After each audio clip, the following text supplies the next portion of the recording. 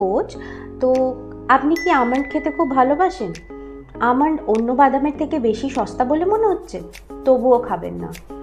এখন কিছু মানুষ আমাকে বলবে এই মেয়েটা কিচ্ছু জানে না, আমন্ডের প্রচুর গুণ আছে। হ্যাঁ, আমন্ডের প্রচুর ভালো দিক আছে। আমন্ডে গুড ফ্যাট আছে, আমন্ডে ডায়েটারি ফাইবার আছে, আমন্ডে ভিটামিন ই আছে যা আমাদের চোখকে আর ইমিউনিটি পাওয়ারকে স্ট্রং করতে সাহায্য করে। এছাড়াও আমন্ড আমাদের ব্রেন ফাংশনকে ঠিক করতে সাহায্য করে। কিন্তু এত কিছুর পরেও কাঁচা আমন্ড কোনোভাবেই খাওয়া যাবে না। কেন জানেন? আমন্ডের খোসাতে ল্যাকটিন নামের একটা অ্যান্টি নিউট্রিয়েন্টস আছে, যা আমন্ডের এসেনশিয়াল নিউট্রিয়েন্টসগুলোকে আমাদের বডিতে অ্যাবজর্ব হতে দেয় না। তাই আমন্ডের কোনো গুণই আমাদের বডিতে কাজ করে না।